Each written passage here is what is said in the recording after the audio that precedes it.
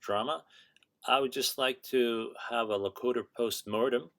And funnily enough, its name is A Rose from the Dead and Alive Before Birth. So, interestingly enough, before we get into the details, I did work on the Locoder some more based on the advice on one of my colleagues. And I basically expanded the size of the network that interpreted the bottleneck features of both the autoencoder and the locoder, and that improved the prediction rate in verification set for the autoencoder. Like it went up to 98 point something, that really was above 98.5. It was better than that. And for autoencoder, it got up to 95. Now, this is an interesting fact, and we'll get into it in a second. Actually, let me show you something. So, actually,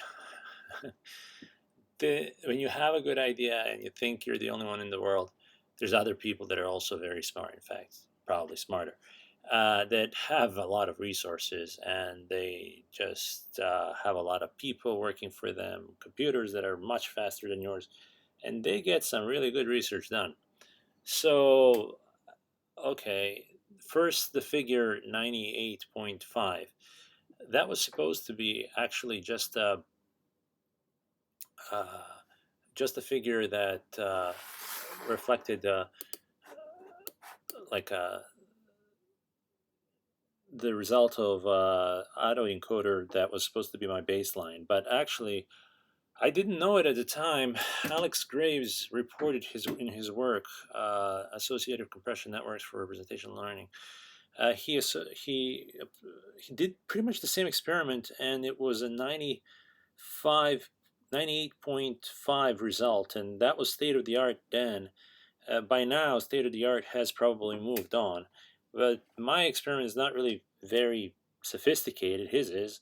Mine uses just an enormous amount of neurons to try to get information from the bottleneck features of the autoencoder and guess the proper NIST label. And the whole trick is to use many thousands of neurons, and he has a much more suave and sophisticated way of getting nearly the same thing, but with far fewer neurons. So, but that was not my goal, anyways. Although what I was trying to compare the locoder to was actually beyond the state of the art, because his work came out at about the same time that my stuff was being worked on and being talked about on the internet. So, secondly, this is very interesting. There's another paper, unsupervised feature learning via non-parametric instance discrimination. So, this work involves some professors from the university that I work in, Chinese University of Hong Kong, and they were working on the same thing that I was at the same time. We didn't know at all about each other, and they're probably gonna never know about me. These guys are famous. But anyways, so they actually did a great job. They used a lot of state-of-the-art tricks to show how Locoder can do many useful things, and they really did some more fanciful improvements on the whole concept. But the basic idea of the Locoder was actually described and implemented. That's the core of the whole idea of what they did in that paper.